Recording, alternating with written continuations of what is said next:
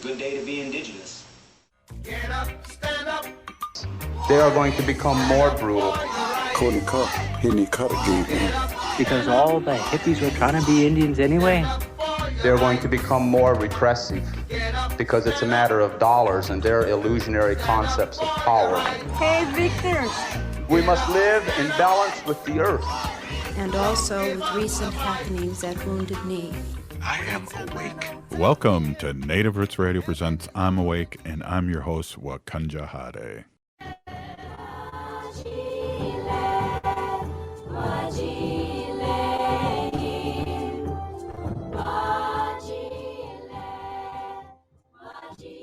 Hey, Kadagi to all my friends and relatives in four directions. You are listening to Native Roots Radio presents I'm Awake, and I'm your host, Robert Pilot. Hey, we discuss local and national Native news and events. And as you know, Chujunk, Native issues are human issues, and human issues are Native issues. Yes, you are right, Dega. This portion of the show is supported by Native Roots Radio Network on Patreon. Support Native news, stories, and events. That's Native Roots Radio Network on Patreon. That's awesome. And hey, we got Cathy Coats coming up next here as a guest. And we want to give out a shout out to State Senator Mary Kunesh, who's doing great work out west and can't be with us, which is one of the rarest times that she won't be on this week. I bet you in 6 years she's missed not even a handful. Yeah, seriously. Shout out Mary. Yeah, definitely. So we know she's going to be really busy, or she'd try and get on. And that's what not only her great content and what she's doing, but that's part of why we love her too, is that she really sees the importance of our work and her work being amplified through the airways of civic media and AM 950 and all our relatives out that are listening to us on Facebook Live and YouTube. Yes, absolutely. So what do we have going on? I know we're going to have Cathy Coats on. We're going to talk about her book, To Banish Forever, A Secret Society, the Ho-Chunk and Ethnic Cleansing in Minnesota. Mm-hmm. There's an event going on this weekend, a big one here in St. Paul. Do you want to talk about it? You're not talking about the snow event, are you? Oh, no. Something a lot more enjoyable. A powwow. Hey, we're all going to a powwow. Yes, this is our March powwow, St. Paul Indian Education and Department of Indian Work. And where will this one be? This will be at the American Indian Magnet School, Saturday, March 23rd at 12 p.m. And if you don't know where the American Indian Magnet School is, the address is 3rd Street East, St. Paul. Going to be a bunch of vendors per usual. So bring your cash and leave that budget at home. Right. Good one. I am going to be, it may be a double-edged sad story because we won't be able to see John Boblink, who just passed away, who's the head of American Indian Affairs in St. Paul Public Schools. He's been with St. Paul Public Schools so many years, and he died too young and so it'll be a double-edged sword not seeing him there. And I'm sure there's going to be people talking about him, and as there have been this past, I guess it's been about 3 weeks now. Yeah. But yeah, so this will be going on tomorrow. The powwow will be held on Saturday. There will be dancing, socialization. Doors open at 12. Lunch will also be served at 12, and grand entry is at 1, and doors close at 6. Right on. Well, that's a nice, good one. And it's always good if you can get out there, it's always good to support our young ones. And this is a high school powwow, but of course, all ages are welcome. All ages will be dancing and singing, and sponsored by St. Paul Public Schools Indian Ed. And we will be out there being an old St. Paul Public Schools teacher with a all native homeroom, and going to see some alumni and some new kids, and we'll try and make it out there. Hey, I'm really excited about having Cathy on, and I know we were able to have her and a bunch of other people in a big crowd at All My Relations Gallery in between one of their shows, and it was perfect timing to have her come in, and Bill Quackenbush and Amy Lone Tree talk about how important this book is. And so it'll be great to have an update, Haley. Yeah, absolutely. I'm excited to chat with Cathy here quick. But, since we're on the topic of some of NACD's stuff, I know you mentioned All My Relations Arts in their gallery. Hmm. NACD, another really great program of theirs, the Four Sisters Farmers Market, hey, will Wow. be, yeah, reopening again here in June. I think before I said May, but it will be June 6th to October 31st. And the market takes place every Thursday from 11 a.m. to 3. And they are still looking for vendors. So if you're looking to join our growing community of urban natives here in Minneapolis, and you want to provide healthy, culturally relevant foods and or artisan crafts and products, you can Hmm. head over to NACD's website or Four Sisters Farmers Market and fill out that application. Perfect. And it's always a place to be seen and or seen and be seen. And we know that firsthand. Absolutely. It's a revolving door of really great people that come in and out of the market at all hours of the day. Right, definitely. So anything else going on? I know Yeah. again, I'm worried about the snowzilla that's coming up here, and I'm old, and it's hard for me to shovel this sidewalk now, and maybe Mm, Haley, you can come over and shovel for me. maybe, or we could have it melt. I think it'll melt really soon. Just But just hold tight and let the next week go by, and oh, it's all gone. yeah, well, our driveway is completely melted Mm, already today. and you So didn't shovel? no, I haven't Wow. even been out. Yeah, haven't been out. No, I'm Oh. kidding. Um, but hopefully, we don't get too much snowfall come this Sunday because next Monday, the 25th, there will be an Indian taco fundraiser for the Mhm. Minneapolis Celebration Powwow, formerly known as the Thanksgiving Powwow. Again, Monday the 25th from 10:30 a.m. to 2 p.m. And I guess I got to double check where that is, where it's going to be happening. Yeah, I thought I saw yeah, I did. Minnesota Chippewa Tribe Office, 1308 East Franklin Avenue, Minneapolis. Right on. That's a good one there. And, the so again, I'm scared about the snow here. I'm, heading to New York here in a few days and, hopefully be able to fly out and, Oh, yeah. things like that. Well, New York, you're the East Coast. I feel like they're pretty used to the snow. Right, Hopefully. but, you're at this point, Haley, and you get to those big eagles, those big, metal birds that fly up in the sky. First of all, when you look at those, you go, "How does this even happen? This thing's like a ton. How's this even floating in the air?" And then the Yeah. second thing is you're sitting in your seat, and they have this big hose on it, and they're icing the plane, and you're going, "Is this really safe?" Right. I know. Don't sit by one of those emergency doors. Well, yeah, that too, but is it like, what's the deal here? Do we got a lot of water on this plane here, and they're de-icing it, and is it making the plane heavy? I don't know. It's Yeah. scary for this old man. I have much to live for here, so I got to be careful. Yeah. I hope so. Well, yeah, I mean, we have another thing going on next Monday, and I want to make sure we get this one out again, Yeah. too. This is NAC, Native American Community Clinic, one of our really great sponsors here on Native Roots Radio. They will be hosting another full moon ceremony for the month of March at the Little Earth Gym in Minneapolis. And, those, I heard that those are really great ceremonies. Wow. Yeah, definitely. Uh, there's a lot going on, and again, we're gonna have Cathy Coats on later this show, and then I don't know, we got like a minute or so. Haley, do we want to tease Monday because we got a rock solid show happening, and then there's the big premiere of the movie on TPT about Henry Yeah. Boucher coming up. Yes, which I was so happy I got to go see the premiere, the early premiere out at the theater with everybody, with Leah Hale. And yeah, we're going to have Leah back on with us, who's been on a Mhm. couple times. And, she's just done such great documentary work and just film work in general. And just really amazing producer, director. And I hope everyone gets a chance to see this documentary on Henry. The documentary is called The Electric Indian, and it'll be coming out. When is it? On the 26th? Yes. Okay, March 26th. And will that be airing on PBS? Yeah, TPT, the TPT. local one. I'm not sure about the national one, but if you get on their website and want to watch that, you just change your area code and you can get in and watch Minnesota stuff. Perfect. Oh, wow.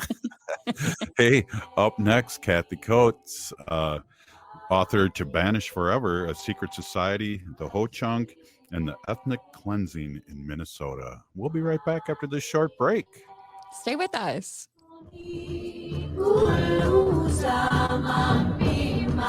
Unwanted sexting or photos, inappropriate jokes, even tickling or wrestling can feel like a violation. Catcalling, cornering, or groping, getting them drunk or high for sex, recording sexual acts without permission, hurting someone because of their sexual orientation, raping a family member, a child, a date, a friend, a stranger, purchasing a human being for sex. You make the choice every single time. Sexual violence is many things. Make a choice. Do not do it. Sponsored by the Minnesota Indian Women's Sexual Assault Coalition. The city of Minneapolis is now on Native Roots Radio with Minneapolis AIR. AIR stands for American Indian Relations. Guest host Christine McDonald talks to people about important things affecting the city's Native communities. Minneapolis AIR dives into topics like public safety, public health, elections, and so much more. Tune in to Minneapolis AIR on Native Roots Radio from 5 to 6 p.m. on the second Wednesday of every month, right here on AM 950. Hey, if you're like a lot of people, you're probably relieved that the holiday celebrations are over. But there's one thing that might stay with us from the holidays besides all those gifts, and that's COVID-19. Numbers from COVID are going up as we spend more time inside. And Native Americans are seeing even bigger case spikes. With all the indoor celebrations over the holidays, you may have unknowingly been exposed to someone with COVID-19. That's why it's important to stay vigilant. If you notice any symptoms like a fever, a tickle in the throat, or heavy fatigue, take an at-home test. They're still free and can be ordered at sayyeshometest.org. If you do test positive, you're eligible for free treatment, and no health insurance is required. Visit health.state.mn.us to connect with providers and receive your treatment. Let's make 2024 the healthiest year ever, securing a brighter future for our Native community.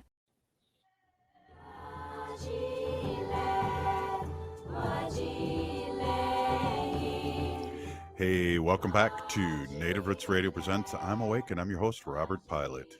This portion of the show is supported by JS Bean Factory off Randolph Avenue in St. Paul. Only the good stuff keeps us awake.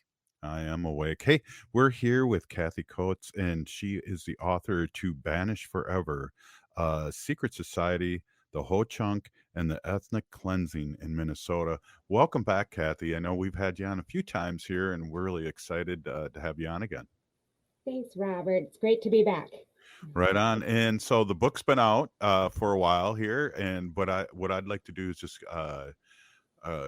take a couple steps back and remind our listeners about your story of writing this book and what got you going on that. I just want to also let people know that this is published by the Minnesota Historical Society, so you can go on their website and pick up this book. I know there's been a lot here in Minnesota, especially of people really wanting to know more about the book and purchasing the book. So there's been a really positive response to this in the last month. Hey, so Cathy, what inspired you to write this book? Well, when I was in college, I read a book that had a fictional chapter about the Knights of the Forest, and at the beginning of the chapter, there was a real quote from a newspaper. So I went to look that up. And when I went to find books and articles on the Knights of the Forest, I couldn't find anything. And I was pretty shocked, both that the Knights of the Forest existed and also that I couldn't find any books or any articles by any historians or anybody on this subject. And so when I went to graduate school, I was looking for a topic, and I thought this would be a great research topic since it's an unknown story and it really needed to be told. Right, and I often wonder how many stories like this that have happened, especially here in Minnesota, that haven't been told, that have kind of, whitewashed. Bless you. Did I not mute myself in time? Well, thank you. Yeah, I just got that one out quick, but I wonder, there's got to be other stories out there too that haven't been told. So that's really interesting, and it really perked my interest, especially about the ethnic cleansing of the Ho Chunk Nation, and how that story really is, like you said, it hasn't been put down in book form, and all, with the secret society and the people that were really involved with early Minnesota politics, and it's an eye-opening experience. So what were some of the trials and tribulations that you had to go through in order to write this book? Well, so first, there were the men. This was a secret society, which means they were secret. Some of them wrote articles about it decades later, but I really only had four names of the guys. So when I was in graduate school, I spent a lot of time trying to find if there was other names I could find, or I knew there was other chapters of this secret society in small towns around the reservation that was in Blue Earth County. And so I had been looking for the other men or anything really. And it was difficult. It was really difficult finding anything at all about them. I never did find any more names at all. But, there are things. So when I was researching Senator Wilkinson, for example, his papers are missing from the Mankato State University archives and also from the Blue Earth County Historical Society. He wrote a petition to have the Ho Chunk people removed in December of 1862. And so I was really interested to see what he had in his papers from his law and from in his personal papers that he left in the archives for people to find. But they had somehow gone missing in the last decade or two. So there's always issues. I think another issue I had was just reading the handwriting from 1862. I spent so many thousands of hours just looking at scans of letters from the agents or from Henry Sibley or Alexander Ramsey or traders from the Ho Chunk Reservation. They wrote letters every day, sometimes 2 or 3 times a day, back and forth to Washington. And trying to read their handwriting, it would take me sometimes an hour just to read one letter, and that letter might not have anything of interest to my story anyways. Wow. But, I was looking for new information and, more evidence that these guys existed and what exactly they were doing. In the newspaper a few decades later, they wrote about that they sent men to lie around the reservation with guns so that they would shoot any Ho Chunk person who left the reservation. So I was trying to find out, was anybody shocked? Did they actually commit any violence, these men? And I never found any reports from the agency or in the newspaper, but it was not uncommon for these sorts of things to go unreported. It's all over in the sources, actually, that you could just murder people all the time without it going unpunished. So, just finding anything else about it was difficult. But I think in the end, the story is still important, even though I didn't find a lot of names or, people to look at, or I wasn't able to look at Senator Wilkinson's papers. And, I never found out for sure if they murdered any Ho Chunk people. I think in the end, they still had an impact, and their story says a lot about the details and the process of these forced removals from the reservations that happened in the 19th century. Yeah, in the book, in the back of the book, it says in 1863, after the end of the U.S. Dakota War, a group of white men in Mankato, Minnesota, formed a secret society, pledging to expel the Ho-Chunk people from nearby Blue Earth Reservation with the goal of claiming for themselves some of the richest farmland in the world. And I think that that says it all of what's in this book and the story of that. You had Amy Lone Tree and help people from Ho-Chunk Nation citizens help you vet out this book. That must have been gratifying and also interesting process. Yeah, so when I was in graduate school, I was overly focused on trying to find out what these men were up to and who they were, and maybe I could anything about them, like I said. But so then when I started working on the book, I really wanted to reach out to Ho-Chunk people and figure out where I was lacking on the history, on their history part of it. So I sent the manuscript out to as many Ho-Chunk people who would read it. You were one of those people who got my manuscript. And I took their feedback, and I heard all kinds of things,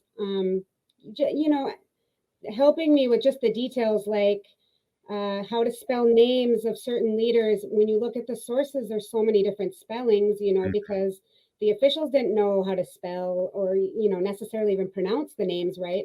So when they tried to spell how they pronounced it, it wouldn't even necessarily come out right.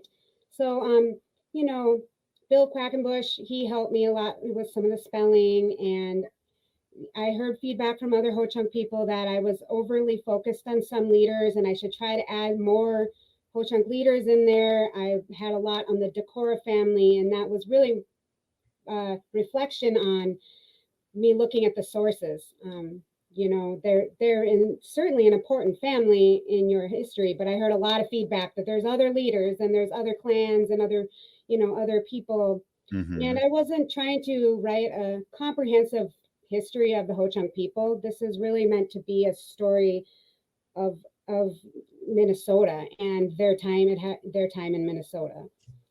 But I wanted to make sure that the history section was right and the best that it could be, and that Ho-Chunk people had a say and had a chance to give me feedback before it went to publication. Yeah, well, I know our friend Amy Lone Tree was really excited about this and excited about the work. She, whenever she brought it up to our people or in any kind of meeting, and so hearing that, I was really happy that of your work and how they vetted it out. And I just, we only got like a minute or two here in this segment. I just want to also, Stephen, I've heard Stephen, how do you say his last name? The author. I think. Yeah, thank you. I heard him on a broadcast a few years ago talk about Dandy, and you have Roaring Thunder in here, and he's an interesting character that you talk about. Maybe we can talk a little bit about that when we come back in our next segment. But I also want to hear about all the response you've had, because I know it's just been an amazing month, and you're getting all these good things being said about you in a good way. So let's talk about that too, and how, and I guess we're going to talk about what your next project is too. Or maybe not, because you're still doing a lot of reading. So, and I also want to get out the information how people can get a hold of you and have you come do a reading and a book sale. So that's awesome. So hey, this is Native Roots Radio presents I'm Awake, and we'll be right back with Cathy Coats and Haley Cherry. Stay with us. Oh.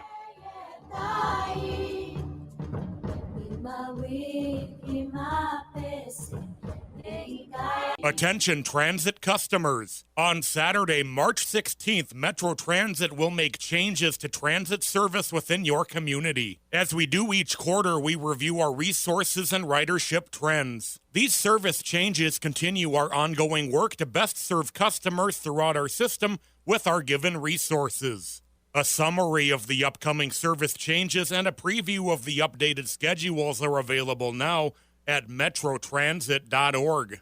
Minnesota has the only original wolf population in the continental United States. And 80% of Minnesotans believe the wolf should be protected. Howling for Wolves is asking Minnesotans to respect our true wildlife manager, the wolf. Their survival is critical to our ecosystems, our communities, and even our economy. As highly intelligent animals with strong social bonds, Minnesota wolves deserve to be protected and admired. Learn more at howlingforwolves.org. Let's live and let howl. As we pack away the ornaments and bid farewell to the holiday season, it's time to unwrap the gift that keeps on giving, getting protected by a COVID-19 vaccination. This is your chance to make a difference, especially as our Native communities face higher COVID numbers. Those higher numbers underscore the need for collective action. So answer the call and get vaccinated. The latest vaccines are not just authorized, but they're proven effective against the current variants. This is extra protection even if you've already had previous vaccines, since previous vaccines will eventually wear off. Plus, the new shots are FDA approved for ages 6 months and up. A COVID vaccine is not just a shot. It's a pledge to safeguard the wisdom and stories handed down by our elders. So join the movement, get vaccinated, and make 2024 the healthiest year ever, securing a brighter future for our Native community. For more information, including details about clinics offering free vaccines, visit vaccines.gov. J&S Bean Factory is a Native-owned, community-supported, cozy, artsy coffee shop which offers roasted on-site beans, live music, and baked goods. Relax in the beautiful outside patio. City Pages writes, voted top 10 coffee shops. Tucked into a quiet corner of St. Paul's Highland Park neighborhood, this coffee shop roasts beans on-site from the best coffee-growing countries in the world. Located at 1518 Randolph Avenue, St. Paul. The good stuff. All My Relations Arts presents Okizi. Okizi means to heal, and the exhibition highlights the healing power of cultural revitalization for Native communities. Okizi showcases prints, mixed media, textiles, beadwork, digital collage, and glass sculptures by Native American and Sami artists. It explores Indigenous communities' active healing efforts through language revitalization, land back movements, and embracing traditional knowledge. Visit All My Relations Arts to experience Okizi through April 13th. More information at allmyrelationsarts.org. Hi, I'm Chuck Manette, owner of Native Concrete and Masonry. Whether it's cracks in your existing sidewalks, steps, chimney restoration, or a whole new project, you can trust our team to ensure satisfaction through detailed planning and precision. Native Concrete and Masonry is a Native American-owned business, and we have worked with our clients throughout the Twin Cities metro area. We work closely with our clients to accomplish our initiatives. Learn more at nativeconcretemasonry.com.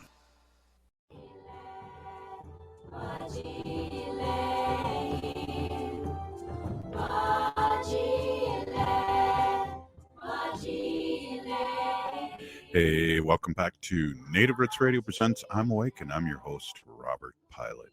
This portion of the show is supported by All My Relations Arts and their current gallery exhibit Okizi in partnership with the American Swedish Institute, now until April 13th off of Franklin Avenue in Minneapolis. Hey, speaking of which, Haley, we have Cathy Coats here, but we were at the All My Relations Art for, I think the book came out one day before that, and had a sellout crowd. They locked the doors. They wouldn't let any other people get tickets online, and I know my daughter couldn't get in, and but it was jam packed, and there was a good book sale. And how did you feel about that? I know you were there. Yeah, well, first off, I was just amazed by this capacity that All My Relations could hold in their gallery space, which is amazing. So if you're ever looking to book something, that would be the place to do it. I want to shout out Juliana Enright and our friend Alex Buffalo Head, as well as Angela Two Stars, for helping us host there, part of NACD, Native American Community Development Institute. And just, Cathy, you did amazing. And I'm so happy of the turnout. And hopefully we can do it again. And, it was, I guess, kind of like emotional for me. I know we did a live broadcast there, which was really fun before. And, just hearing, one of our Ho-Chunk relatives come in and elder and do the prayer and just speaking on, some of our relatives and how that elder gave some people in our family their native names, which just meant a lot to me. So I'm glad that we can get this truth out and spread it all over Turtle Island.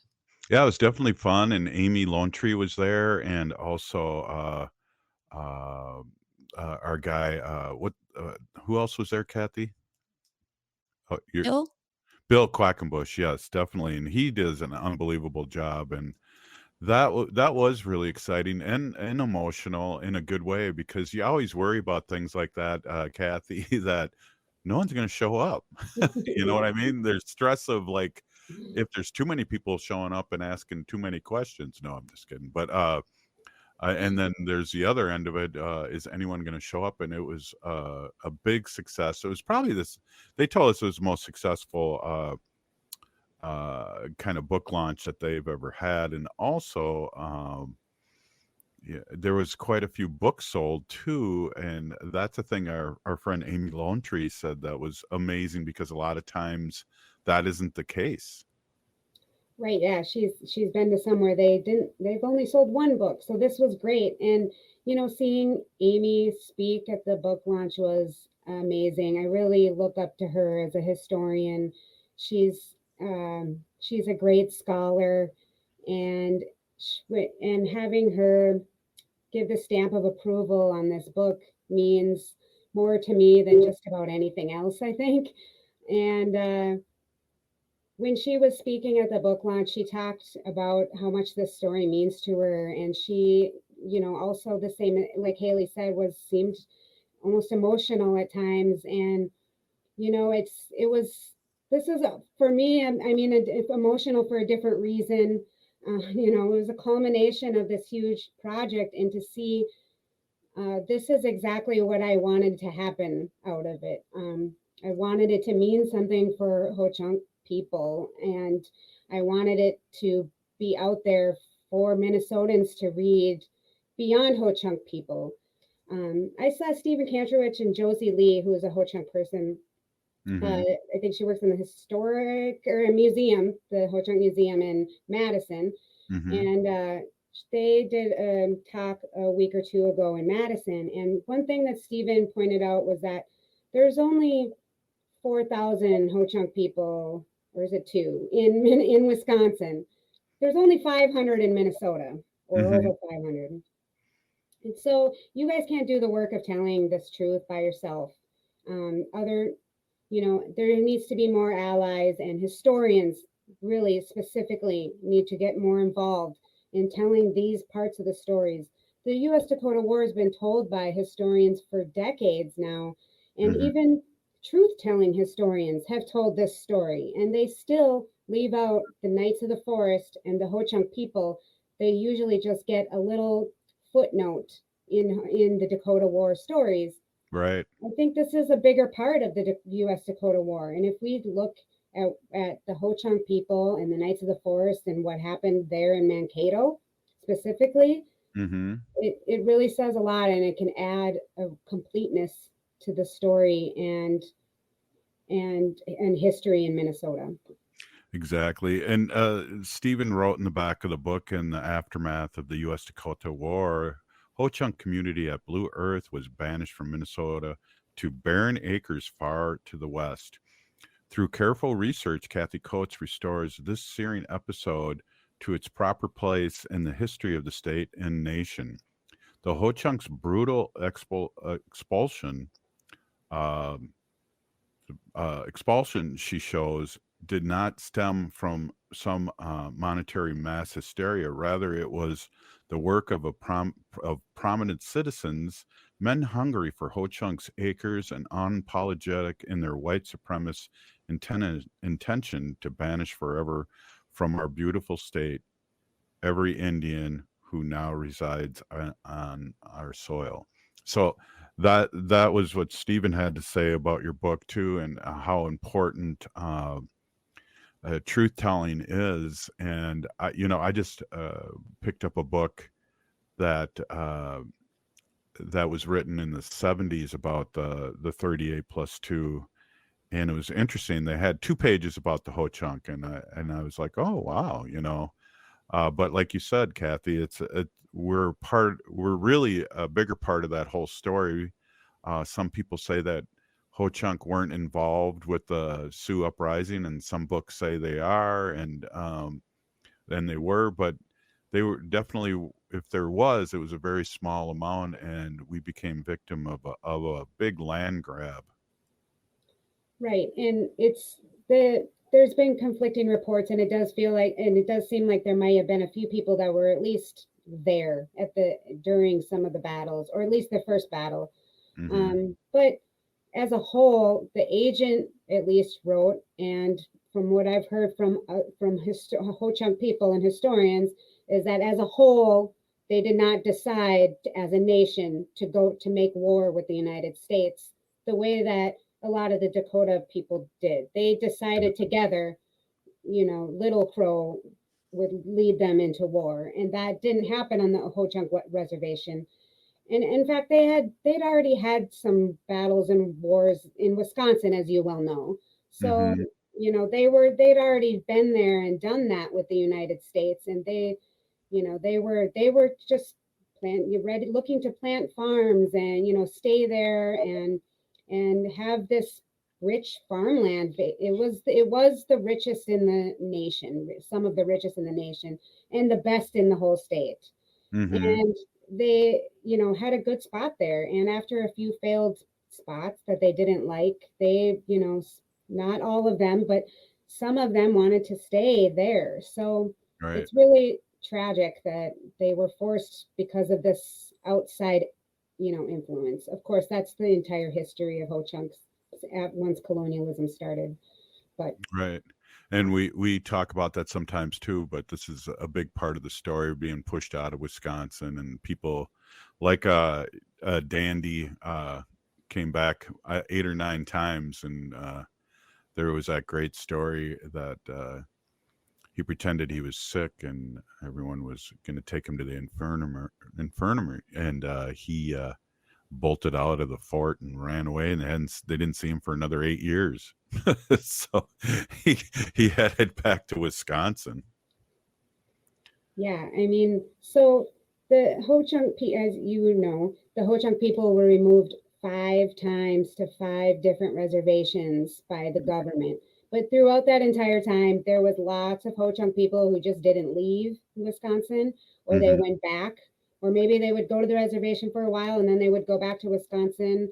Depending, some of the reservations were, like I said, better than others. They were happier in Mankato than they were by Long Prairie. And so some of it had to do with that. But Dandy was definitely one who really refused to leave, and they would keep arresting him and bringing him to Wisconsin, and he would escape in hilarious ways. And usually it was by tricking the soldiers. And but that was throughout the whole history. Henry Rice, there's a lot of sources in Minnesota. He would put out bounties trying to he would pay people to try to arrest Ho-Chunk people and bring them to the reservation in Long Prairie or Mankato or wherever. They were just trying to force them into these little areas, and Ho-Chunk people were not having it by and large.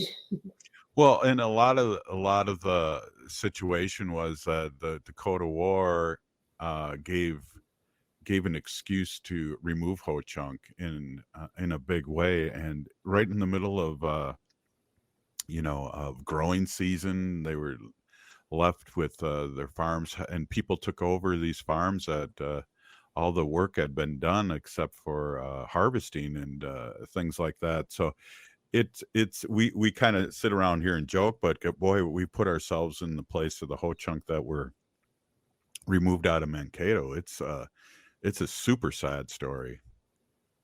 That's right. I mean, it's actually heartbreaking to read some of the stories when they came to force them, even from the reservations, not even just from Wisconsin. They brought soldiers out at gunpoint every single time. And Winnesheek was one in Mankato who he resisted at every turn. Before they even removed, he resisted the allotments. The U.S. government at some point decided to take reservations and they would cut them in half. They did it to the Ho-Chunk and the Dakota at the same time, or a couple years apart. And they took one half and tried to make it into allotments And this sort of threatened their tribal sovereignty because it took their land they held in severalty and it made it into individual ownership of it. Yeah. And Winshik must have foreseen this because he resisted fiercely. Wow. Hey, Cathy, I know we love spending time with you. Can you give where people can book you or get the book and have you come speak? I know you have a lot of engagements coming up. Yeah, the book is available at any of your small local bookstores or the Minnesota Historical Society Press. You can also get a hold of me through the Minnesota Historical Society Press. And I have some speaking engagements coming up. My next one is April 10th at St. Cloud State University at 7 p.m. I have another one April 13th in La Crescent at the Ho-Chunk Nation Three Rivers House, and several more over the summer. There's lots. Well, we'll have you on again in a big Peony Geegy, Cathy Coats, You're welcome. To Banish Forever. Great book. We'll be right back after this short break. Stay with us.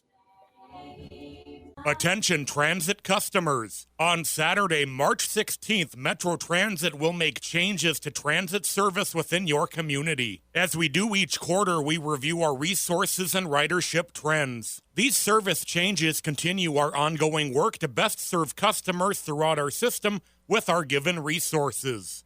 A summary of the upcoming service changes and a preview of the updated schedules are available now at metrotransit.org. The city of Minneapolis is now on Native Roots Radio with Minneapolis AIR. AIR stands for American Indian Relations. Guest host Christine McDonald talks to people about important things affecting the city's Native communities. Minneapolis AIR dives into topics like public safety, public health, elections, and so much more.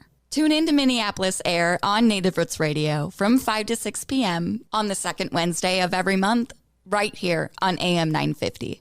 Life can be hard. Sometimes it feels like there's no answers, like there's no way out. Hennepin County's COPE Mobile Crisis Response is here to listen and help you find a way through whatever is going on in your life. Call 612-596-1223 for no-cost crisis support anytime, anywhere in Hennepin County. That number is 612-596-1223.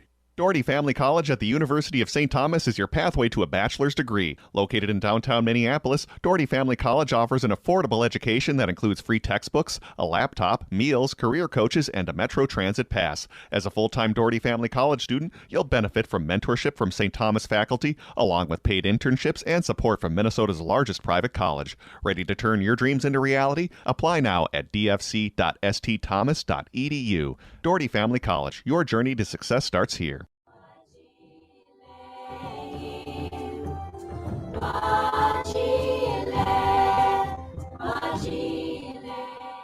Hey, welcome back to Native Roots Radio Presents I'm Awake, and I'm your host, Robert Pilot.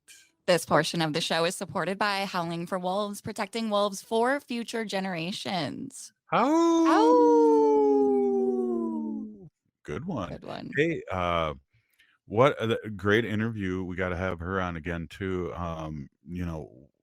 So much excitement for this book. And one of the things that is really important with this book is that, you go to the library and you see all these other tribes and millions of books on them, but you don't see that many on Ho-Chunk. So, right. And this is so important, and she is doing important work. Absolutely. Yes, I agree. I think this is probably the first and only all Ho-Chunk book that I have in my collection, and very, very happy to have it written by Cathy and have it signed. Oh yeah, definitely. And Amy Lone Tree, it was so great to see her and have her come in, and she's kind of a rock star in her own right. She's the author of Decolonizing Museums, representing Native American and national and tribal museums. And she wrote, To Banish Forever is a powerful written and compelling history of the Ho-Chunk Nation in Minnesota and the colonial forces seeking their removal from the state in the 19th century. It is pervasively argued, engagingly written, well researched, and urgently needed. It will also make a lasting contribution of many areas of scholarship.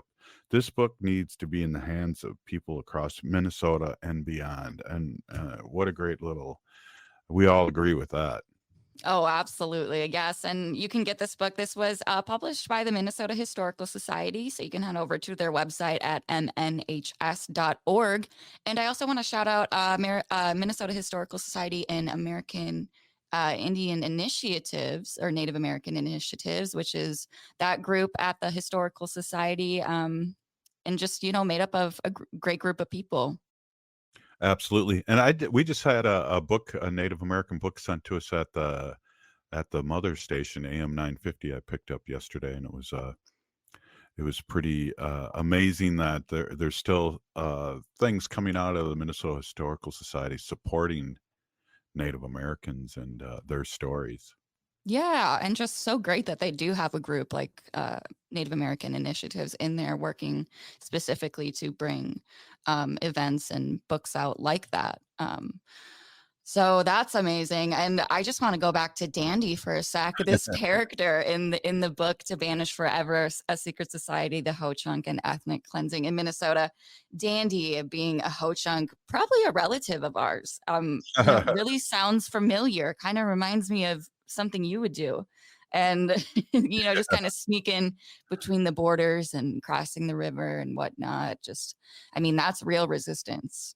Well, his real name was Roaring Thunder, and they called him Dandy because by the settler colonists because of the colorful and elaborate dress and clothing that he wore. And when Governor Henry Dodge had him arrested and imprisoned for refusing to leave Wisconsin in 1844, Dandy demanded an audience with the governor. He asked Governor Dodge, if he thought the Bible was a good book, and if following the book was all that was required of any man. And when Dodge answered affirmatively, Dandy told him to look in the book, look at that book all through, and if you find in it that Dandy ought to be removed from the government to Turkey River, then I will go off. And so he's fighting fire with fire there in a sense. Oh, absolutely. Got to throw the religion back at him. Yeah. So this is a great book, and it has pictures, but it also has maps.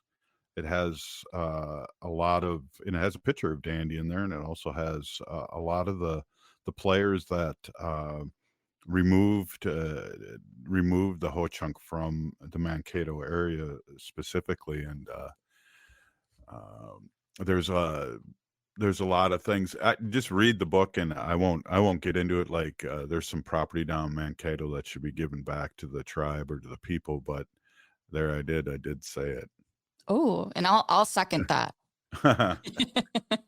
We'll take a trip down. Cool. Hey, yeah, get our little signs and protest. Well, hopefully everyone's going to stay cool this weekend and dry because of the snow that's coming, and we want to make sure that all our relatives out there in Minnesota and surrounding areas make sure that they be aware of the snow coming and take precautions. I've already shoveled. I've already fallen down once, so oh gosh, I'm good already. So I didn't break a hip, so I'm still good. And, okay, so you didn't jinx yourself on that. No. But I'll be shoveling tonight and tomorrow and up till Sunday, and there's things happening this weekend that we'll have to flip a coin to see if we'll visit each other out there or if it's going to be too scary. I know. Get those skis on your tires or something. Speaking of, I woke up and I was so excited to see the snow, and I'm like, maybe they'll reopen the ski hills, and they haven't yet. Wow. Well, it sounds like they'll be hard to get at, coming Sunday. So exactly. And then it'll be gone in a couple of weeks. And we always have the most snow in March, but we haven't had any snow really to speak of this winter. Global warming and the warmest winter on record and things like that.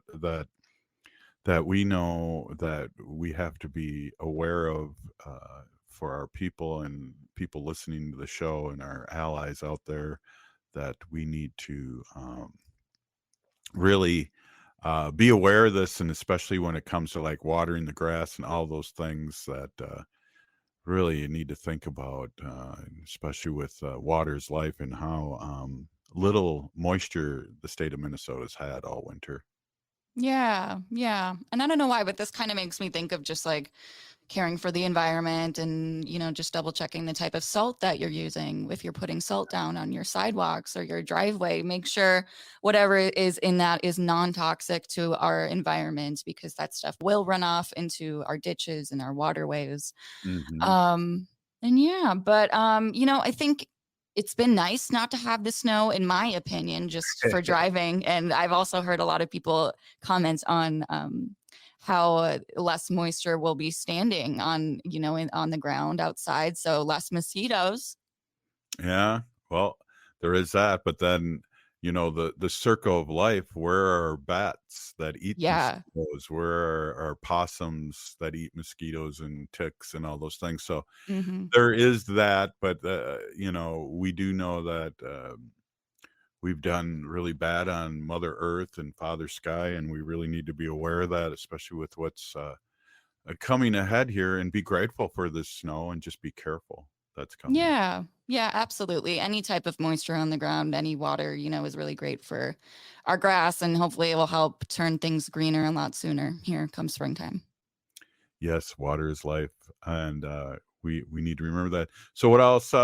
Probably we got that powwow we talked about earlier that's coming up in St. Yeah. Paul Saturday, and hopefully it'll be kind of fun to drive out to the AIM school and see the new building, the American Indian Magnet School in St. Paul, and Yeah. celebrate with the young ones the powwow and their stuff. Yeah, so if you're around the Twin Cities, come hang out with us at a powwow, and just be remember the rules of the powwow and just general respect, and it should be a good time. I know there's going to be food and a lot of people, a lot of friends, a lot of good laughs and big auntie energy. Right on. If you don't feel good, don't come. Hey, if you are listening to the show, you are part of the resistance. From Chief Plentycoops, the ground on which we stand on is sacred ground. It is the blood of our ancestors. We need to resist, divest, join a group, run for office. We're still here. We are the seventh generation. And free Leonard Peltier. Now.